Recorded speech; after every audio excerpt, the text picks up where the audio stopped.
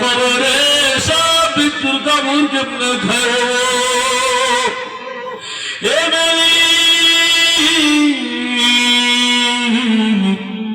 তোমার কাছে তওবা করতেছি, মাফ চাইতেছি আল্লাহ, গুনাহ কথাগুলো মাফ করিয়া দাও আল্লাহ, আমাদের সকলকে নিষ্পাপ বানিয়ে দাও ইয়া আল্লাহ। আমরা যারা হাত বানিয়েছি আল্লাহ,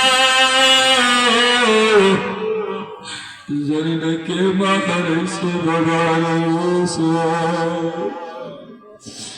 এই ময়দানে এমন সন্তান আছে, মাও হারাইছে, বাবাও হারাইছে।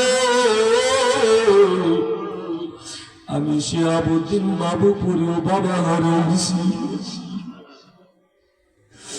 এই ময়দানে এমন সন্তান আছে, নিজের মা বাবার লাশ নিজ হাতে কবরে নামাইছে।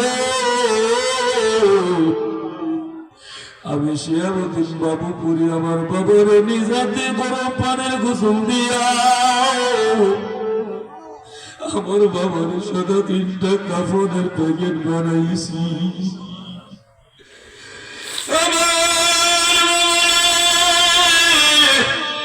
ওই মসজিদের পালকিতে উঠাইয়া জানাজা পড়ি আমার হাতে কবরে নামাইছি। ওই যে 7-8 বছর আসলো আমার বাবার কবরে দাঁড়িয়ে আসলাম। বাবা যখন জীবিত ছিল তখন প্রথম মাঝে মধ্যে কিছু কিছু বয়ান করে আমার সঙ্গে যাইত। আজকে আমার বাবার নিজে কবরে রেখে আসছি। একদিনে তো বাবার দেখলাম না, ওই যে কবরের শেষ দেখা দেখে আসি। আমার মতো কত সন্তান মা বাবার কবরে রেখা বাবার চেহারাটা শেষ দেখা দেখে আসছে। আজকে মা বাবার দেখতে চাইলেও দেখতে পারে না। আল্লাহ যাদের মা বাবা চলে গেছে আল্লাহ সকলের কবরগুলো জান্নাতের টুকরা বানায় দাও আল্লাহ। অনেকের দাদা দাদি নানা নানা ভাই বোন ছেলে মেয়ে স্ত্রী অন্ধকার বাসা এ মালিক আল্লাহ সকলের কবরগুলো জান্নাতের টুকরা বানায় দাও এ আল্লাহ।